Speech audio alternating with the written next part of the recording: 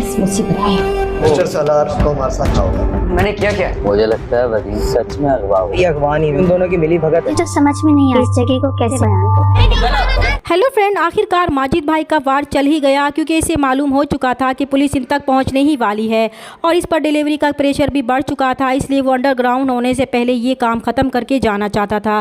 बेचारी वदीमा को इस बात का इल्म ही नहीं है कि इसे अगवा करने वाले कौन लोग हैं।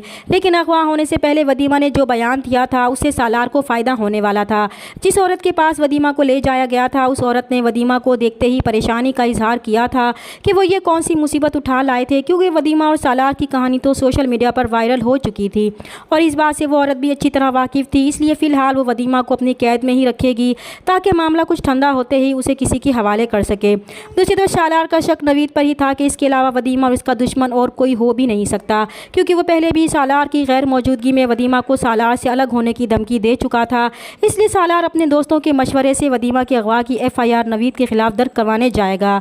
दूसरी तरफ वदीमा का बाप यही समझेगा कि सालार वदीमा के अगवा का ड्रामा कर रहा है ताकि वदीमा अपने बाप के घर वापस ना जा सके। इसलिए वो सालार के खिलाफ FIR दर्ज करवाने थाने में सालार से पहले पहुंच जाएगा कि सालार ने इसकी बेटी को कहीं गायब कर दिया है और अब अगवा होने का ड्रामा कर रहा है।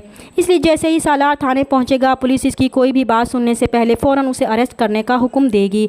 तो सालार बहुत परेशान हो जाएगा कि वो इसे क्यों अरेस्ट कर रहे हैं, उसका कसूर क्या है।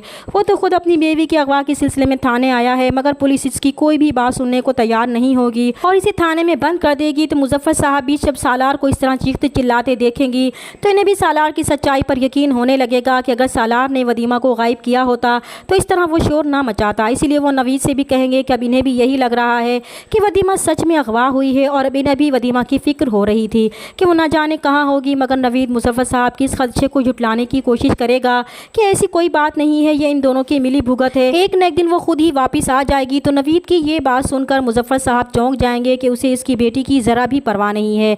इन्हें अब कुछ समझ आने लगेगा कि नवीद को इनकी बेटी में कोई दिलचस्पी नहीं है। दूसरी तरफ वदीमा को होश में आने के बाद उसे एक लड़की के हवाले कर दिया जाता है ताकि वो इस पर नज़र रख सके। तभी वदीमा उस लड़की से पूछेगी कि वो कहाँ पर है और ये कौन लोग हैं जो उसे अगवा करके यहाँ लाए हैं और इनका क्या मकसद है। तभी वो लड़की से बहुत गमज़दा लहजे में बताएगी कि ये एक ऐसी जगह है जिसे वो कोई नाम भी नहीं दे सकती, वो भी 10 साल से यहाँ पर है और वो भी आज तक नहीं समझ सकी कि इस जगह को कैसे बयान करे, क्योंकि यहाँ इसके अलावा बहुत सारी लड़कियाँ मौजूद हैं। तभी वदीमा को बहुत सारी लड़कियों और आदमियों की आवाज़ें सुनाई देंगी। तो वो खिड़की के टूटे हुए शीशे से देखेगी जहाँ कुछ आदमी लड़कियों से ज़बरदस्ती अपनी बात मनवाने की कोशिश कर रहे होंगे। ये देखकर तो वदीमा का दिल ही दहल जाएगा कि वो किन लोगों में फंस चुकी है और फिर वदीमा को एक अकेले कमरे में कैद कर दिया जाएगा जहाँ वो सालार को याद करके बहुत रोएगी। चैनल पर नए हैं तो प्लीज़ चैनल को सब्सक्राइब कर दें। मिलते हैं नेक्स्ट वीडियो में, तब तक के लिए अल्लाह हाफिज़।